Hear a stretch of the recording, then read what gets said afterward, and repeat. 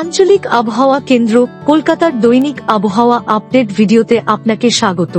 আজ রাজ্যের সর্বনিম্ন তাপমাত্রা ছিল দক্ষিণবঙ্গের শ্রীনিকেতনে 7 ডিগ্রি সেলসিয়াস, উত্তরবঙ্গের সমতলে মাঝিয়ানে 7.8 ডিগ্রি, পাহাড়ে দার্জিলিংয়ে 1 ডিগ্রি এবং কলকাতায় ছিল 11.6 ডিগ্রি। কোচবিহার, জলপাইগুড়ি, দার্জিলিং জেলায় ঘন কুয়াশা এবং রাজ্যের বিভিন্ন স্থানে হালকা থেকে মাঝারি কুয়াশা দেখা গিয়েছে। পূর্ব মেদিনীপুর জেলায় শীতল দিনের পরিস্থিতি পরিলক্ষিত হয়েছে।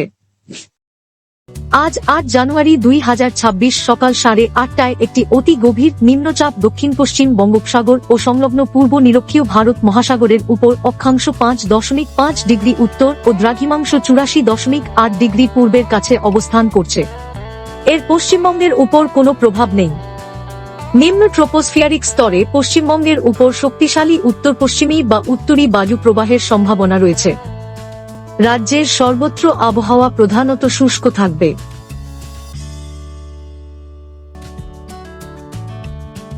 আগামী 2 দিন রাজ্যের কিছু জেলার 1-2টি স্থানে সকালে ঘন কুয়াশার সতর্কতা রয়েছে।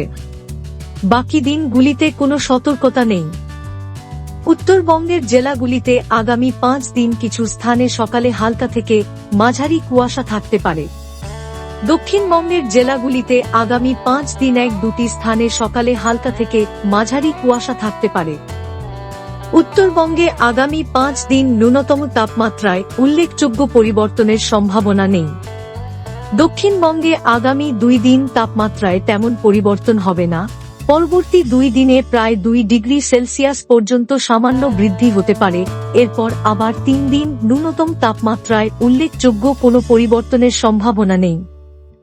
আবহাওয়া সম্পর্কিত আরও আপডেটের জন্য আমাদের অফিসিয়াল ওয়েবসাইটটি অনুসরণ করুন।